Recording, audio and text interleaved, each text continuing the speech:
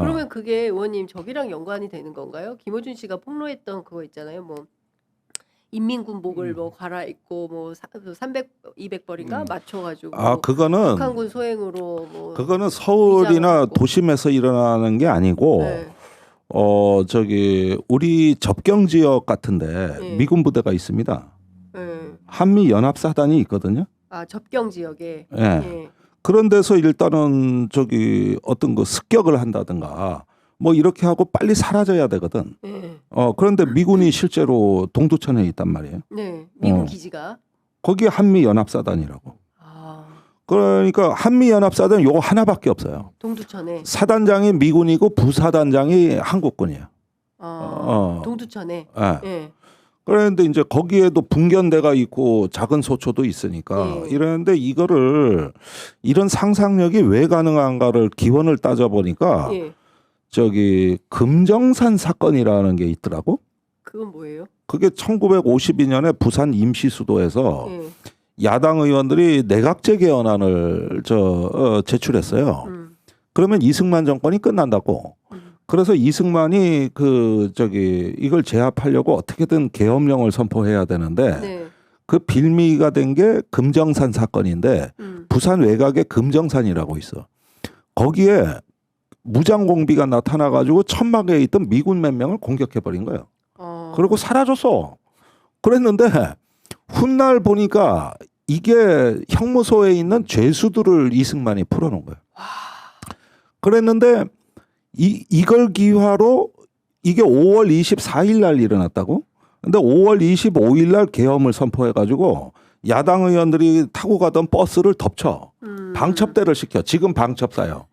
그래 가지고 50명을 연행해. 그중에 12명을 기소하거든.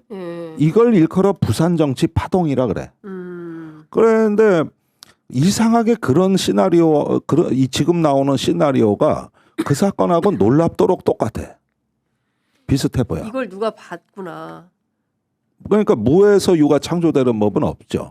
그러니까 다 이게 선례가 있는 건데 이런 부분들이 어떤 하나의 레퍼런스, 참고가 됐느냐 안 됐느냐. 물론 이건 검증 안 된 얘기입니다. 제가 지금 하는 얘기는. 네. 근데 하도 이런 얘기가 나오니까 덧붙여서 드리는 말씀인데 그와 유사한 건 뭐냐면 북한 변수는 만들기 나름이거든요. 그러니까 어떤 면에서는 우리나라 안보를 희생시켜서 네. 조금 다른 변수를 만들 수도 있는 거 아니냐. 그러니까 이런 게 정규군이 할 수 없는 일들이란 말이에요. 네. 이런 게. 예. 아니 우선 그 전방 쪽에 있어야 될 파주 쪽에 있어야 될 이 기갑 여단의 탱크 장갑차를 빼서 서울로 해보면 그쪽은 전력 공백이 생기는 거잖아요. 생기는 거죠.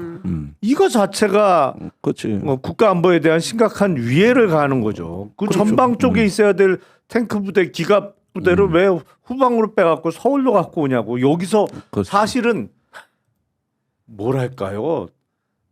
탱크나 장갑차에 있는 기관총이나 포를 서울 시내에서 쏠 일이 뭐가 있어요. 그러니까요. 북한이 밀고 내려오지 않는 한 필요가 없는 건데 그걸 뺄 생각까지 하면 이게 사실은 그토록 윤석열이 매번 강조했던 반국가 세력이 그렇지. 바로 본인인 거예요. 이제 외환죄로 바뀌는 거예요. 네.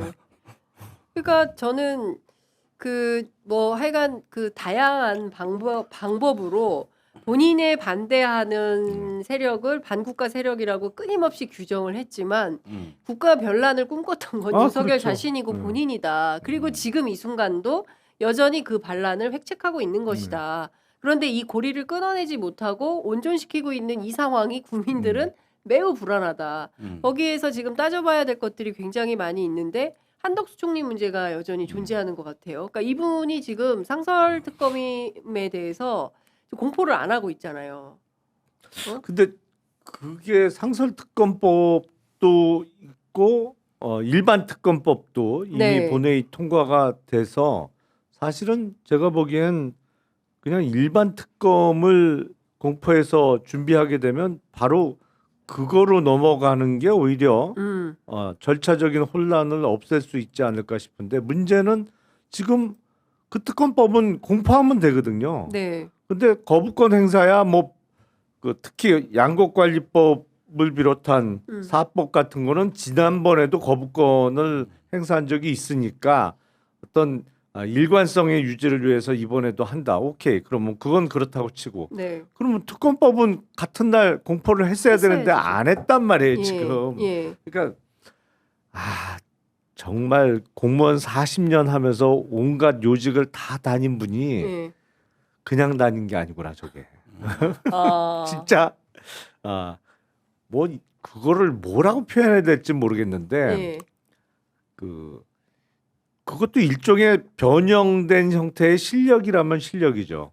끊임없이 본인의 안위를 위해서 본인이 갖고 있는 온갖 것을 활용하면서 끝까지 재고 협상하려는 태도. 뭐 보니까 뭘 옳은 일을 꼭 해야겠다 이런 의지는 일도 없어 보여. 기본적으로 그런 네. 그런 건 아예 없는 것 같아 보니까. 예. 아니 근데 그 옳은 일을 그분이 근데 계속 거기에 계시면서 자기의 기득권만 유지하겠다고 하면 그러면은 이게 정치를 통해서 이거를 상황 변경을 위한 모종의 뭐 액션을 취해야 되는 건 아닌가요? 근데 한덕수 권한대행도 그걸 아는 거죠. 여기서 자기까지 탄핵 소추는 너무 정치적 부담이 커서 못할 거다. 왜냐하면 대통령이 탄핵 소추가 돼서 권한대행 체제인데 그 권한대행에 대해서 또 탄핵 소추를 하는 거는 그건 너무 부담이 크죠. 그렇죠. 사실은 이제 몇 달 있으면 대통령 선거를 치러야 되는데 그 선거를 준비해야 되는 입장에서는 너무 부담스러워서 못할 거라는 걸 아는 거죠. 그 정도는 감을 잡은 거지. 네. 그러니까 그러면서 본인에 대한 수사나 이런 거를 적절하게 조절 내지는 어떤 뭐 편의를 좀 봐달라. 볼 수 있는 카드로서 본인이 지금 갖고 있는 권한대행이라는 그거를 최대한 활용하는 거로 생각할 수밖에 없는데 진짜 저는 요번에 이렇게 보면서 우리나라의 임명직 고위공직자들에 대해서는 앞으로 철저하게 무시하기로 했어요. 진짜 별거 아니구나. 의원님 어떻게 보세요? 아니 한덕수 땡이야 어떤 공직자 실무자로서야 탁월하죠. 근데 정치가로서에는 완전히 빈 깡통인 것이죠. 이럴 때는 이제 본인의 어떤 정치적 책임을 생각해야 되는 거 네, 아닙니까? 네. 그리고 이런 식의 혼란이 앞으로 1, 2주만 더 가면 국가가 굉장히 위험해집니다. 지금 대외 신인도나 모든 문제가 심상치가 않아요. 근데 시장이나 기업이 제일 싫어하는 게 불확실성 아닙니까? 어떤 예측 가능성을 주고 뭔가 이렇게 책임 있게 어떤 국정을 회복하는 모습이 안 보여진 상태로 한 열흘 가까이 지나간다? 그래고도 앞이 안 보인다? 전 국가가 굉장히 위험한 혼란에 빠질 거라고 보는데. 그렇죠. 그러니까 지금 사실 지난주 토요일에 그 탄핵소추안이 가결되고 온 국민이 굉장히 기뻐하고 특히 미국에서 대한민국의 이 민주주의 회복 탄력성 대단하다 이렇게 평가를 받고 있는데 정작 정치권에서는 일주일이에요. 내일이면 토요일인데 일주일 사이에 아무 변화가 없는 겁니다. 아무것도 안 했죠. 아무것도 안 했어요. 한덕수 권한대행이 아무것도 안 했죠. 네. 그리고 그냥 일주일을 지나온 거예요. 아니 그러니까 저는 네. 정말 철저하게 무시할 수밖에 없는 게 명색이 경제부총리까지 지내고 뭐 그 이후에 주미 한국 대사와 국무총리 2번 등 뭐 안 한 게 없이 온갖 영화는 다 누렸습니다만 기본 바탕이 경제관료로 수십 년을 근무를 했고 그래서 경제 전문가라고 자칭 뭐 타칭 일컬어졌던 한덕수 권한대행이 지금 보세요.